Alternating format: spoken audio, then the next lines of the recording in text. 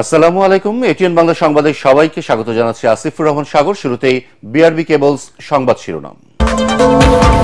রাষ্ট্রপতির আদেশে সরিয়ে দেওয়া হলো কুয়েটের ভিসি ও প্রভিসিকে, মধ্যরাতে প্রজ্ঞাপন জারি।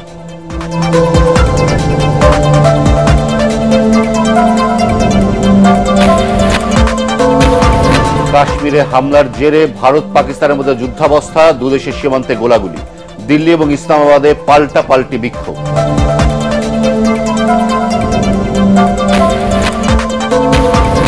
কাশ্মীর ইস্যুতে বিজেপি সরকারের যে কোনো পদক্ষেপে সমর্থন দেবে কংগ্রেস। যুদ্ধের সতর্কতা পাকিস্তানের, দুদেশকে সংযম দেখাতে বলল জাতিসংঘ।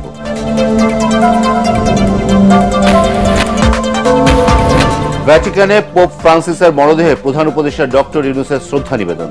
আজ যোগ দেবেন শেষকৃত্য অনুষ্ঠানে।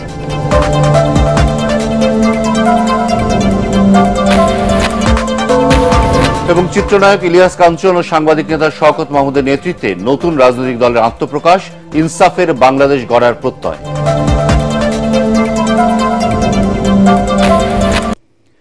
শুনছিলেন বিআরবি কেবলসের সংবাদ শিরোনাম, এবার বিস্তারিত। অবশেষে সরিয়ে দেওয়া হলো খুলনা প্রকৌশল ও প্রযুক্তি বিশ্ববিদ্যালয় কুয়েটের ভিসি ও প্রভিসিকে। শিক্ষার্থীদের দাবির মুখেও পদত্যাগ না করায় ভিসি অধ্যাপক ডক্টর মাসুদ ও প্রভিসি অধ্যাপক ডক্টর শেখ শরীফুল আলমকে অব্যাহতি দিয়ে প্রজ্ঞাপন জারি করেছে রাষ্ট্রপতির কার্যালয়।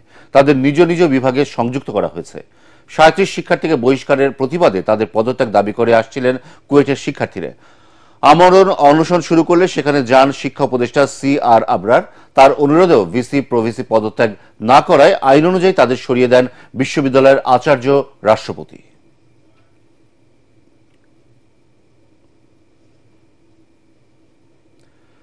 কাশ্মীরে সন্ত্রাসী হামলার জেরে ভারত পাকিস্তানের মধ্যে এখন যুদ্ধাবস্থা। দুদেশের সীমান্তে সেনাবাহিনী গোলাগুলির পাশাপাশি পাল্টাপাল্টি বিক্ষোভ চলছে দিল্লি ও ইসলামাবাদে। একদিকে পাকিস্তানের বিরুদ্ধে কঠোর ব্যবস্থা নেওয়ার দাবি ভারতীয়দের, অন্যদিকে পাকিস্তানের নাগরিকদের দাবি তারাই ভারতীয় ষড়যন্ত্রের শিকার। দুদেশকে শান্তি বজায় রাখার আহ্বান জানিয়েছে জাতিসংঘ। আন্তর্জাতিক চাপ প্রয়োগ না করলে যুদ্ধাবস্থা সামাল দেওয়া কঠিন হতে পারে বলে শঙ্কা বিশ্লেষকদের। আরো জানাচ্ছেন জাহিদুল আলম। কাশ্মীরের পেহেলগামে ভয়াবহ সন্ত্রাসী হামলার রেশ এখন ভারত ও পাকিস্তান জুড়ে। হামলার প্রতিবাদে নয়াদিল্লির রাস্তায় বিক্ষোভ করছেন ভারতীয় নাগরিকরা। এই হামলার জন্য পাকিস্তানকে দায়ী করে সমুচিত জবাব দেওয়ার দাবি জানাচ্ছেন তারা। হামলাটি পাক সরকারের মদদে হয়েছে বলে দুষছে ভারত সরকারও। অন্যদিকে এসব অভিযোগ অস্বীকার করে ইসলামাবাদ বলছে, ভারতের অভ্যন্তরের সন্ত্রাসী কর্মকাণ্ডের দায় পাকিস্তানের উপর চাপানো অমূলক। নয়াদিল্লির নেয়া বিভিন্ন পদক্ষেপ পক্ষপাত দুষ্ট অভিযোগ করে পাকিস্তান নিয়ন্ত্রিত কাশ্মীরের মুজাফফরবাদে রাস্তায় নেমে আসেন সাধারণ পাকিস্তানিরাও।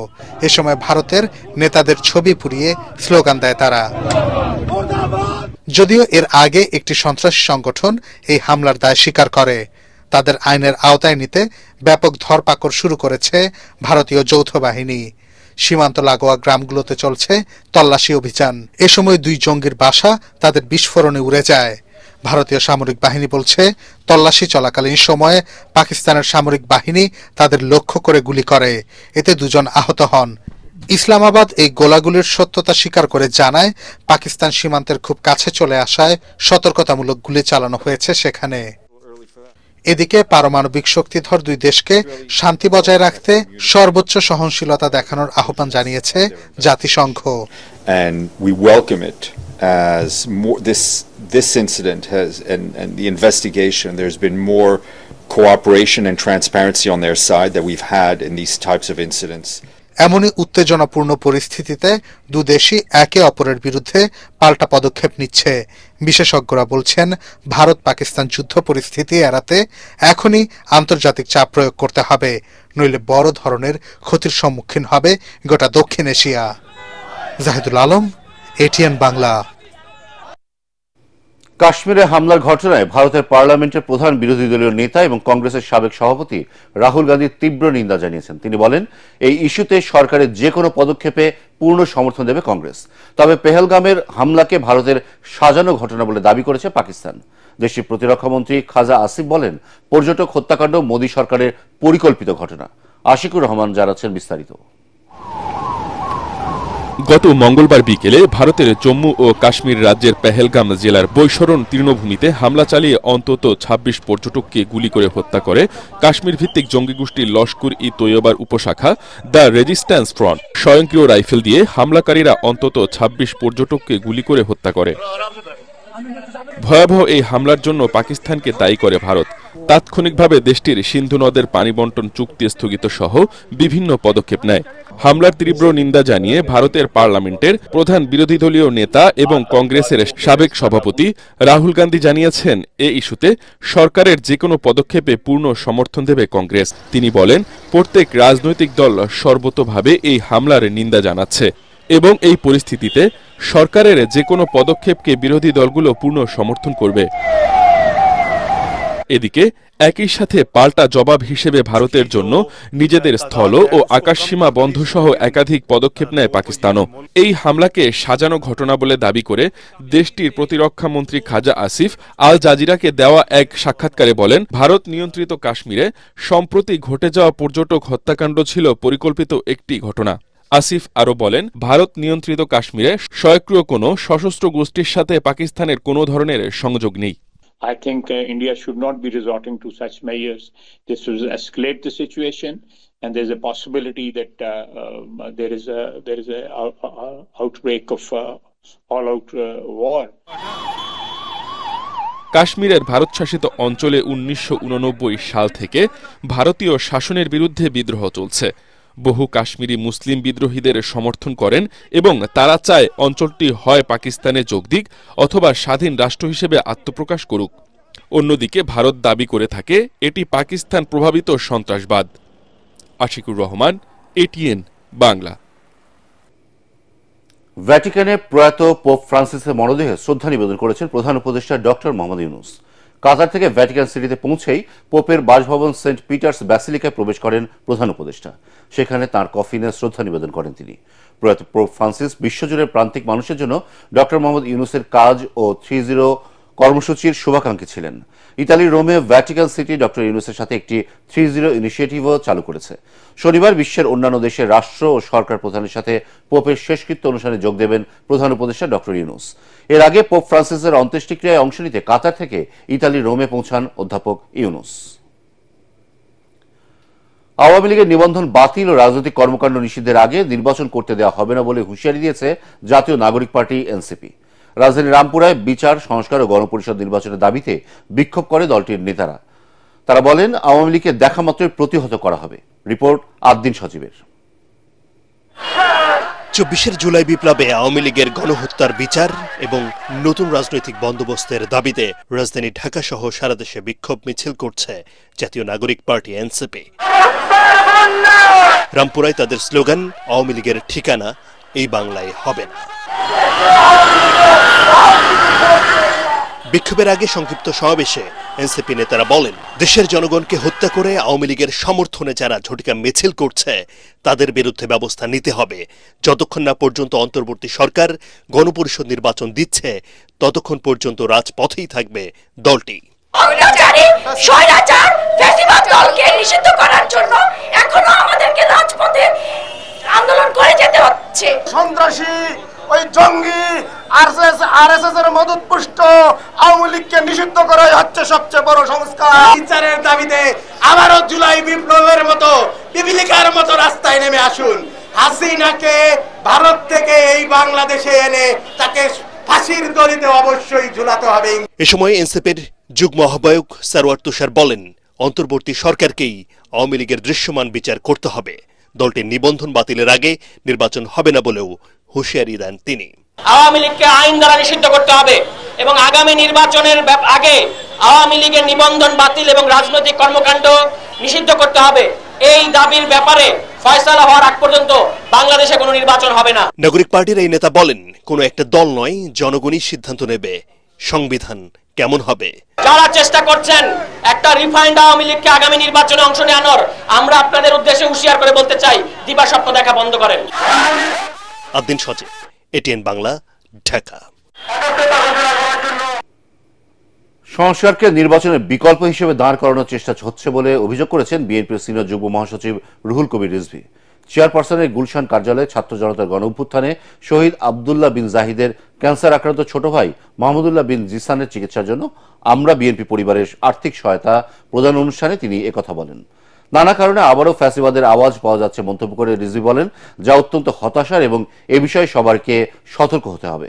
গণহত্যাকারী আওয়ামী লীগ ও তার দোসররা এখনো ধরাছোঁয়ার বাইরে বলে অভিযোগ করেন বিএনপির এই মুখপাত্র। এখনো কিন্তু ৬০ লক্ষ বিএনপির নেতাকর্মীর নামে যে মামলা, সেই মামলা থেকে কিন্তু সবাই অব্যাহতি পায়। এর মধ্যেই আমরা আবার ফ্যাসিবাদের কণ্ঠের আওয়াজ শুনতে পাই কখনো কখনো। এটা অত্যন্ত দুঃখজনক শুধু নয়, বিপজ্জনক বটে। যাদের কারণে ফ্যাসিবাদ প্রতিষ্ঠিত হয়েছে তারা কেন আজ ধরাছোঁয়ার বাইরে? যারা ফ্যাসিবাদকে চিরস্থায়িত্ব দান করার জন্য নিজের উপর অর্পিত দায়িত্ব, সেই দায়িত্বকে শেখ হাসিনার পক্ষে যারা কাজ করে গেছেন তাদেরকে কেন গ্রেফতার করা হয়নি? জাতীয় নির্বাচনের আগে স্থানীয় সরকারে ভোট হলে নির্বাচন কমিশনের সক্ষমতার প্রমাণ পাওয়া যাবে বলে মন্তব্য করেছেন জামায়াতে ইসলামীর আমির ডাক্তার শফিকুর রহমান। ময়মনসিংহে স্থানীয় জামায়াত আয়োজিত কর্মী সভায় তিনি একথা বলেন। ভোটের আনুপাতিক হারে সংসদ নির্বাচনের দাবিও জানান ডাক্তার শফিকুর রহমান। সংস্কার ও গণহত্যার দায়ে আওয়ামী লীগের বিচার ছাড়া জাতীয় নির্বাচন জনগণের প্রত্যাশা পূরণ করতে পারবে না বলে দাবি করেন আমিরে জামায়াত। দলের কেন্দ্রীয় ও স্থানীয় নেতারা সমাবেশে উপস্থিত ছিলেন। দুই কক্ষ বিশিষ্ট করার প্রস্তাব দেওয়া হচ্ছে, নিম্নকক্ষ উচ্চ কক্ষ। মূল কর্তৃত্ব থাকবে নিম্নকক্ষের হাতে, সেইটা হবে বর্তমান পদ্ধতিতে। আর উচ্চ কক্ষের প্রস্তাবনা করা হয়েছে পিআর সিস্টেমে। উচ্চ কক্ষ যদি পিআর সিস্টেমে প্রয়োজন হয় তাইলে নিম্নকক্ষ নয় কেন? একটা নির্বাচন কমিশন হয়েছে, তারা বলেছেন ইতিহাসের সবচেয়ে ভালো নির্বাচন নাকি তারা উপহার দিবেন। স্থানীয় সরকার নির্বাচনটা দিন, আমরা দেখি আপনাদের সদিচ্ছা এবং সক্ষমতা কতটুকু। চিত্রনায়ক ইলিয়াস কাঞ্চন ও সাংবাদিক নেতা শওকত মাহমুদের নেতৃত্বে আত্মপ্রকাশ করল নতুন রাজনৈতিক দল জনতা পার্টি বাংলাদেশ। ইনসাফের বাংলাদেশ গড়ার প্রত্যয়ে রাজধানীর একটি হোটেলে নতুন রাজনৈতিক দলটির আত্মপ্রকাশ হয়। শিগগিরই নির্বাচন কমিশনে আবেদন করবেন নিবন্ধনের জন্য। আরো জানাচ্ছেন হুমায়ুন চিস্তি। বাংলা চলচ্চিত্রের একসময়ের জনপ্রিয় অভিনেতা ও নিরাপদ সড়কচাই আন্দোলনের প্রতিষ্ঠাতা ইলিয়াস কাঞ্চনের নেতৃত্বে যাত্রা শুরু করল নতুন রাজনৈতিক দল জনতা পার্টি বাংলাদেশ। দলের মহাসচিবের দায়িত্বে আছেন জাতীয় প্রেস ক্লাবের সাবেক সভাপতি ও বিএনপির সাবেক ভাইস চেয়ারম্যান শওকত মাহমুদ। যারা 2018 সালের নির্বাচনে গেছে। দলটির আত্মপ্রকাশ অনুষ্ঠানে স্বাগত বক্তব্য দেন দলের নির্বাহী চেয়ারম্যান ও মুখপাত্র সাবেক শিক্ষা প্রতিমন্ত্রী গোলাম সারোয়ার মিলন। এরপর দলের ইস্তেহার ঘোষণা করেন মহাসচিব শওকত মাহমুদ। জাতির এই মহেন্দ্রক্ষণে জাতীয় প্রত্যাশায় সকল প্রকার বৈষম্য, ফ্যাসিবাদ, আধিপত্যবাদের বিরুদ্ধে গণতন্ত্রকে এগিয়ে নিতে, জনকল্যাণ, ইনসাফ ও সার্বভৌমত্ব নিশ্চিত করতে এবং গর্বিত জাতীয়তা বোধ দৃঢ়ীকরণ করতে আমরা আজ নতুন দলের আত্মপ্রকাশ ঘোষণা করছি। প্রাথমিকভাবে 57 সদস্য বিশিষ্ট আহ্বায়ক কমিটি ঘোষণা করেন দলের চেয়ারম্যান ইলিয়াস কাঞ্চন। এ সময় 32 বছর ধরে চালিয়ে যাওয়া নিরাপদ সড়কচাইয়ের মতো সামাজিক আন্দোলন ছেড়ে রাজনৈতিক দল গঠনের কারণ ব্যাখ্যা করেন তিনি।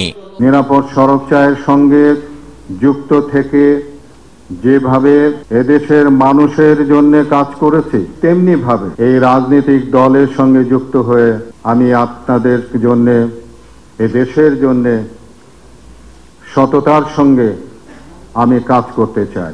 খুব শিগগিরই নিবন্ধনের জন্য নির্বাচন কমিশনে আবেদন করা হবে বলে জানান দলের শীর্ষ নেতারা। শেখ হাসিনা সরকারের পতনের পর এ পর্যন্ত প্রায় 2 ডজন নতুন রাজনৈতিক দল আত্মপ্রকাশ করেছে। আমাদের চলার পথে আপনারা আমাদের পাশে থাকবে। হুমায়ুন চিস্তি, এটিএন বাংলা, ঢাকা। স্থানীয় সরকার উপদেষ্টা আসিফ মাহমুদের এপিএস বৈষম্য বিরোধী ছাত্রনেতা মোয়াজ্জেম হোসেনের তদবির বাণিজ্য ও শত কোটি টাকা দুর্নীতির অভিযোগের বিষয়ে এখনো ব্যবস্থা নেয়নি মন্ত্রণালয়। রাজধানী ধানমন্ডিতে পরিচ্ছন্নতা ও মশক নিধন কর্মসূচিতে সাংবাদিকদের প্রশ্নের জবাবে স্থানীয় সরকার সচিব রেজাউল মাকসুদ জাহিদি এই কথা বলেন। মোয়াজ্জেম স্বেচ্ছায় পদত্যাগ করেছেন বলেও জানান তিনি। মনির হোসেন তপুর রিপোর্ট। গেল কয়েকদিন ধরে এপিএস বৈষম্য বিরোধী ছাত্রনেতা মোয়াজ্জেম হোসেনের দুর্নীতির বিষয়ে দেশজুড়ে সমালোচনার ঝড় উঠেছে। এরই মধ্যে তদবিরের মাধ্যমে শত কোটি টাকা আয়ের অভিযোগের তদন্তের বিষয়ে এখনো কোনো উদ্যোগ নেওয়া হয়নি বলে জানিয়েছেন স্থানীয় সরকার সচিব। এই ক্ষেত্রে অলরেডি আপনারা জানেন যে আমাদের যিনি কর্মরত ছিলেন তিনি স্বেচ্ছায় তার পদ থেকে চলে গিয়েছেন এবং সেটা মন্ত্রণালয় থেকে সেই চিঠি ইস্যু করা হয়েছে। সেটা তো আপনারা সকলেই দেখেছেন। অবৈধ সম্পদের অভিযোগ এসেছে, এগুলো আমরা জানি না, এগুলো আমাদের জানার এখতিয়ারের মধ্যে নেই। তদন্ত করার উদ্যোগ নেবেন? আজকের কাজ নিয়ে প্রশ্ন করেন। কোনো উদ্যোগ আমাদের মন্ত্রণালয়ে নেই, আমাদের মন্ত্রণালয়ে এরকম কোনো অভিযোগও নেই। এ সময় এক প্রশ্নের জবাবে সচিব বলেন, স্থানীয় সরকার মন্ত্রণালয়ের উপদেষ্টা আসিফ মাহমুদ সজীব ভুইয়ার বাবার ঠিকাদারি লাইসেন্সের বিষয়ে কিছুই জানেন না তিনি। উপদেষ্টা মহোদয়ের বাবাকে এরকম ঠিকাদারি লাইসেন্স দেওয়ার কারণে কি স্থানীয় সরকার মন্ত্রণালয়ের সম্মান ক্ষুণ্ণ হয়েছে কিনা এবং সেই নির্বাহী প্রকৌশলীর ব্যাপারে আপনি কোনো ব্যবস্থা নেবেন কিনা? এই বিষয়টি আমি সঠিক জানি না, তবে এটা জেনে আমরা প্রয়োজনীয় যে উদ্যোগ সেটা আমরা গ্রহণ করব। এর আগে ধানমন্ডির রবীন্দ্র সরোবরে পরিচ্ছন্নতা ও মশক নিধনে ঢাকা দক্ষিণ সিটি কর্পোরেশনের 10টি জোনে নিয়মিত অভিযান কার্যক্রমের উদ্বোধন করা হয়। ডিএসসিসি প্রশাসক শাহজাহান মিয়া বলেন, ডেঙ্গু নিয়ন্ত্রণে আসন্ন বর্ষাকে সামনে রেখে এখন থেকে অভিযান পরিচালনা করা হচ্ছে। আহ্বান থাকবে যে আপনারা আপনাদের বাসাবাড়িটা পরিষ্কার রাখেন, ডোবা নালা নর্দমা এগুলো আমরা পরিষ্কার রাখবো। নগর পরিচ্ছন্নতায় সবার সহযোগিতা চেয়েছেন প্রশাসক। মনির হোসেন তপু, এটিএন বাংলা, ঢাকা। এক সপ্তাহের ব্যবধানে আবারও বেড়েছে সব ধরনের সবজির দাম, যা স্বল্প আয়ের মানুষের জীবনযাত্রাকে আরো কঠিন করে তুলেছে। সবজির সাথে পাল্লা দিয়ে বেড়েছে পেঁয়াজ ও ডিমের দামও। অনিয়ন্ত্রিত চালের বাজারে দাম বেড়েছে আরেক দফা। বিক্রেতারা বলছেন উৎপাদন সংকটের কথা, আর ক্রেতারা চাইছেন যথাযথ মনিটরিং। ঐশী গোস্বামী প্রমাণ রিপোর্ট। গত কয়েক মাস সবজির দাম কিছুটা স্থিতিশীল থাকলেও চড়া দামের বাজার এখন সাধারণ মানুষের অস্বস্তির কারণ। টমেটো, ঢেঁড়স বাদে বেশিরভাগ সবজির দামই 80 টাকা বা তার চেয়ে বেশি। বিক্রেতারা বলছেন মৌসুম বদলানোর কারণেই বেড়েছে সবজির দাম। বাড়ার কারণ হলো এই সময়, কারণ এখন শীতকালও না, এখন গরমকালও না, মোটামুটি এই সময় মানে আপনার দামটা একটু বেশি থাকে। ক্রেতারা বলছেন বাজার নিয়ন্ত্রণে সরকার কঠোর পদক্ষেপ না নিলে দাম নিয়ন্ত্রণ সম্ভব নয়। এভারেজ সবগুলোর দামে একটু বেশি বিক্রি হচ্ছে, যেগুলোর তুলনায় অনেক বেশি হয়ে গেছে। কৃষকের জন্য এটা ঠিক না, নিম্ন শ্রেণীর আয়ের জন্য ওটা ঠিক না। গ্রামে গিয়ে কাজ করব, আজকে 40 বছর ঢাকা থেকে বিদায় হতে হবে। সরকারের অবশ্যই পদক্ষেপ নেওয়া উচিত, মনিটরিং করা উচিত। এদিকে ডিমের দাম ডজনে বেড়েছে 5 থেকে 10 টাকা। বেড়েছে চালের দামও, তবে এক সপ্তাহের মধ্যে দাম কিছুটা কমতে পারে বলে জানালেন বিক্রেতারা। রোজার ঈদের পরের থেকে লিটারে 14 টাকা বাড়াইছে, 5 কেজি তেল একটা 70 টাকা বাড়াইছে, এবং আরো কি বাড়বে না কমবে আমরা এই পর্যন্ত কোনো নিউজ আর পাই না। জনগণের কেউ দেখার মতো লোক নাই তো, বলে কোনো লাভ নাই তো, অনেক বলছে। 400 টাকা কেজি, 500 টাকা কেজি, মাছের দাম খুব কম, বাজারে কাস্টমার নাই। তবে কিছুটা স্বস্তি রয়েছে মাছ ও মুরগির বাজারে। বেশিরভাগ মাছই মিলছে কম দামে, আর ব্রয়লার মুরগি পাওয়া যাচ্ছে 160 টাকা ও সোনালীর কেজি 270 টাকা। ঐশী গোস্বামী প্রমা, এটিএন বাংলা, ঢাকা। কাতারের প্রধান উপদেষ্টা ডক্টর মোহাম্মদ ইউনূসের সফর সঙ্গী নারী খেলোয়াড়রা চমৎকার সময় কাটিয়েছেন বলে জানিয়েছেন প্রধান উপদেষ্টার উপ প্রেস সচিব আবুল কালাম আজাদ মজুমদার। রাজধানী ফরেন সার্ভিস একাডেমিতে সংবাদ সম্মেলনে উপস্থিত নারী ক্রীড়াবিদরা বলেন, বাংলাদেশের খেলাধুলার সুযোগ বাড়াতে কাতার ফাউন্ডেশনের আশ্বাস তাদের আশাবাদী করেছে। একই সাথে এই সফরের মাধ্যমে নিজেদের অভিজ্ঞতার ঝুলি সমৃদ্ধ হয়েছে বলে মন্তব্য করেন তারা। প্রধান উপদেষ্টা ডক্টর মোহাম্মদ ইউনূসের সাথে সফর করা জাতীয় মহিলা ফুটবল দলের অধিনায়ক আফিদা খন্দকার, ফুটবলার শাহিদা আক্তার রিপা, ক্রিকেটার সুমাইয়া আক্তার ও শারমিন সুলতানা সংবাদ সম্মেলনে উপস্থিত ছিলেন। সম্প্রীতির বন্ধনের জন্য স্পোর্টসটাকে সবসময় গুরুত্ব দেওয়া হয়। এখানে ঠিক বাণিজ্যিক দৃষ্টিকোণ বা বিনিয়োগের দৃষ্টিকোণ থেকে এটা না দেখে আমরা একটা সম্প্রীতির দিক থেকে দেখেছি, এবং আমরা বিশ্বাস করি যে কাতার যেমন বাংলাদেশকে স্পোর্টসের ক্ষেত্রে সহযোগিতা করার সুযোগ আছে, বাংলাদেশের ক্রীড়া অবকাঠামো উন্নয়নের জন্য তারা সহযোগিতা করবে সেরকম প্রতিশ্রুতি দিয়েছে, তেমনিভাবে বাংলাদেশ থেকেও কাতারের কিছু সহযোগিতা নেওয়ার সুযোগ আছে। এবার পার্টেক্স খেলার খবর।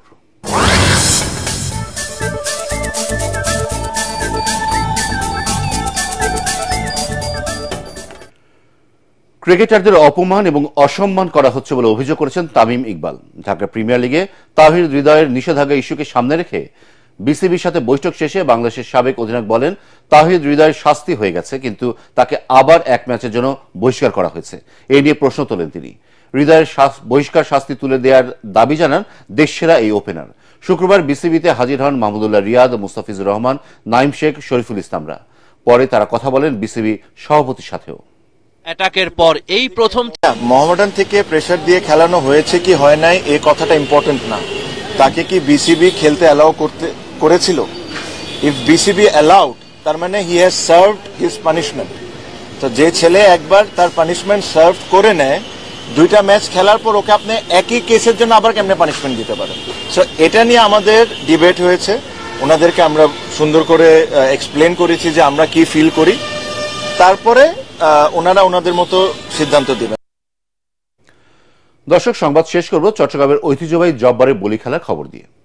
কুমিল্লার রাশেদ আল বলিকে হারিয়ে টানা দ্বিতীয়বার চ্যাম্পিয়ন হলেন একই জেলার বলি বাঘা শরীফ। 116তম আসরে ফাইনালে শ্বাসরুদ্ধকর লড়াইয়ে বাঘা শরীফের কাছে হার মানতে বাধ্য হয় রাশেদ বলি। এবারের আসরে দেশের বিভিন্ন স্থান থেকে 90 জন বলি অংশ নেন। চট্টগ্রাম থেকে আবুল হাসনাদের পাঠানো তথ্য ও ছবিতে আরো জানাচ্ছেন মিজান শাহজাহান। টান টান উত্তেজনা, কে হারে কে জেতে, অবশেষে শেষ হাসিয়ে আসলেন বাঘা শরীফ। আধা ঘন্টার বেশি সময় ধরে খেলেও রাশেদ শরীফ কেউ কাউকে পরাজিত করতে পারছিল না। কৌশলগত ব্যবধানে এগিয়ে থাকায় বাঘা শরীফকে চ্যাম্পিয়ন ঘোষণা করা হয়। এই নিয়ে টানা দ্বিতীয়বার চ্যাম্পিয়ন হলেন কুমিল্লার বলি বাঘা শরীফ। চ্যাম্পিয়ন শরীফ পুরস্কার হিসেবে পান 30,000 টাকা, রানার আপ রাশেদকে দেওয়া হয় 20,000 টাকা ও ক্রেস্ট। জন্য সবাই দোয়া করবেন, আমি যেন সামনে 2026 সালে চট্টগ্রাম এসে সবার খেলা দেখাতে পারি। বৈশাখের তপ্ত রোদ উপেক্ষা করে বলি খেলা দেখতে দুপুর থেকেই লালদিঘি ময়দানে জড়ো হন লাখো দর্শনার্থী। ঢোলের তালে তালে দর্শকদের উচ্ছ্বাসে মুখর ছিল পুরো মাঠ। পুরো সময় ধরে খেলা উপভোগ করেন mayor doctor Shahadat Hossain. Heritage আমরা এটাকে লালন করতে চাই। আমরা যতদিন চট্টগ্রামবাসী থাকবো, হয়তোবা একদিন আমরা থাকবো না, আমাদের নেক্সট জেনারেশন থাকবে, কিন্তু এই জব্বারের বলি খেলা থাকবে এবং যুগ যুগ ধরে সেটা চট্টগ্রামবাসীকে সাহস, উৎসাহের প্রেরণা হিসাবে তারা কাজ করবে। বলি খেলাকে কেন্দ্র করে লালদিঘি ও আশপাশের কয়েক কিলোমিটার এলাকা জুড়ে চলছে বৈশাখী মেলা। ব্রিটিশ বিরোধী আন্দোলনে যুব সমাজকে উদ্বুদ্ধ করতে 1909 সালে চট্টগ্রামের ধনাঢ্য ব্যবসায়ী আব্দুল জব্বার সওদাগর এই বলি খেলার সূচনা করেন। ব্রিটিশ ও পাকিস্তান আমলে বৃহত্তর চট্টগ্রাম ছাড়াও বার্মার আরাকান অঞ্চল থেকেও নামি দামি বলিরা এ খেলায় অংশ নিতেন। Bureau report, ATN Bangla. শেষ করার আগে বিআরবি কেবলসের সংবাদ শিরোনাম আরো একবার। রাষ্ট্রপতির আদেশে সরিয়ে দেওয়া হলো কুয়েটের ভিসি ও প্রভিসিকে, মধ্যরাতে প্রজ্ঞাপন জারি।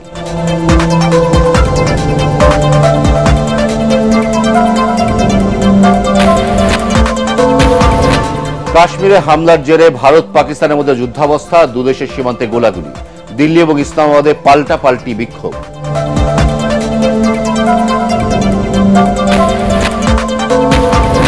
কাশ্মীর ইস্যুতে বিজেপি সরকারের যে কোনো পদক্ষেপে সমর্থন দেবে কংগ্রেস, যুদ্ধের সতর্কতা পাকিস্তানের, দুদেশকে সংযম দেখাতে বলল জাতিসংঘ।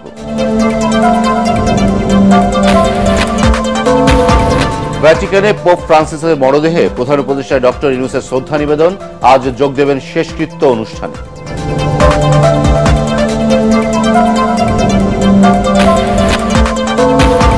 এবং চিত্রনায়ক ইলিয়াস কাঞ্চন ও সাংবাদিক নেতা শওকত মাহমুদের নেতৃত্বে নতুন রাজনৈতিক দলের আত্মপ্রকাশ, ইনসাফের বাংলাদেশ গড়ার প্রত্যয়।